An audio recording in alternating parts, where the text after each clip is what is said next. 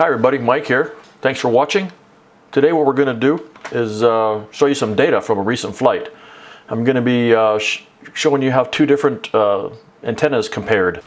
What I did is I had, at the same time, I had both the O.R.T 6-turn helical antenna mounted on my goggles, and I also had the TrueRc X2-Air antenna. Both of these are 5.8 gigahertz, both right-hand circular polarization. The O.R.T says that it's a 10 decibel antenna, and it sells for around $36. The TrueRc antenna claims to be a 13 decibel antenna, and it sells for close to $60 US. So it's I kind of wanted to fly both and see how they compared. Now this test was not super scientific, not with a lot of sophisticated equipment, but what I did is I mounted them together on my goggles, pointing the same direction in parallel, both horizontally and vertically, and just flew them on a flight and to see which got the better reception via the RF signal meter that's part of the Rapidfire module. So what I did is put it on my 7-inch quad. We went out, and on this video here, we just cut up in some spots. It's not totally the whole entire flight. Look at the black bar there. That's the Rapidfire RF indicator. The top bar is the O.R.T 6-turn helical antenna. The bottom bar is the TrueRc X2-Air. And what I'm getting ready to do here is take off here in a second. So right now they've got pretty equal strength. What's interesting is just to sort of watch how they differ in their signal quality.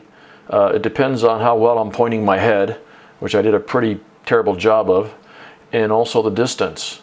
So the purpose of this test is you'll see basically how the signal quality compares when it's out at distance, and also how the signal quality varies when I'm in close and also pointing the wrong direction. Right about here, I'm off to my right, and I'm headed towards me. I'm just about in the middle of the screen on the OSD, little black spots there. And so seems the 6-turn helical is doing a little better with a little more strength. I just flew over just now and passed overhead, and as I said, once again, the top bar is the helical antenna, the bottom is the X2-Air.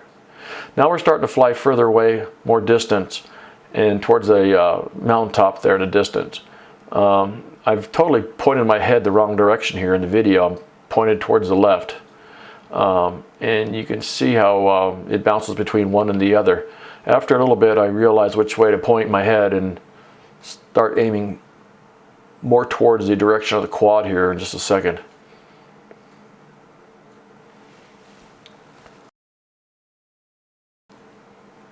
Now I'm beginning to aim, and the signal's dropping out. I know I'm not pointing my head the right direction, so I'm turning my head and trying to pick up a better signal. I'm a little disoriented because my goggles were fogging up right now. At this point in the flight, I'm pretty much aimed towards the direction of where the quad is, and turned around and headed back straight towards me pretty much.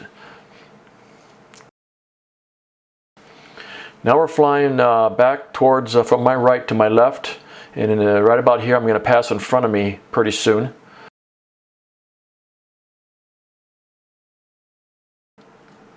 I've passed in front of me already, and I'm actually off my left shoulder at this point. Now I'm looking totally in the wrong direction. I'm turning around trying to find where the quad is, and but notice how the signal drops out, one antenna versus the other. I'm actually behind me up to the right, and all during this lost signal confusion, it seemed like the helical had a better signal strength most of the time.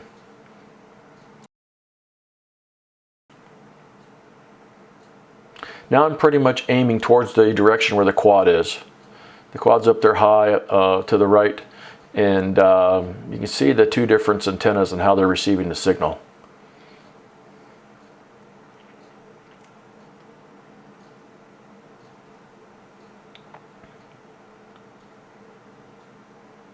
This was not a super long range flight. I was going to fly further, but my goggles were fogging up at the beginning of the flight, so I kept it in closer and tighter, just flew around in circles.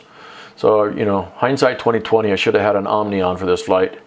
But this test gave me an idea to sense which of the two directional long-range antennas were more forgiving in the closer in ranges. Now I'm slightly off to my left, and either straight ahead or slightly off to my left, and I'm flying more towards my left shoulder, and still the helical antenna's generally picking up pretty good. Now I'm about off my 90-degree far left, and I'm starting to go behind me. And I'm going to buzz me from behind. So right here I'm going to be flying behind. I'm pointed the wrong direction totally. Look at that. All right. During that pass, pointing the wrong direction, the sixth turn held up better signal-wise. Now I'm off to my right, flying, and I've cut some of the video out here for time, and once again I'm in front of me.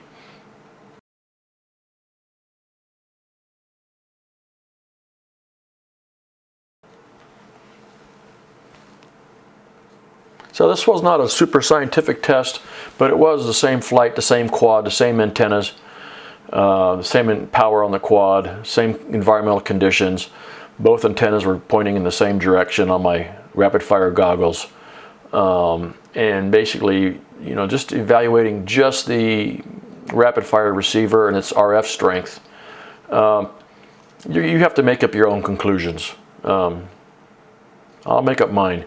But in my opinion, based on this flight only, when I'm out at distance, the two antennas are about the same signal strength. Of course, I have not been out 4 kilometers or anything like that, but out pushing about 1 kilometer, they had about the same signal strength when they were straight ahead. When it was more off to my side, my right or left or behind, to me it seemed like the helical antenna was more forgiving in keeping the video signal. So anyways, as I get more experience, I'll share more data. You make up your mind what you want to do, but that's what we did.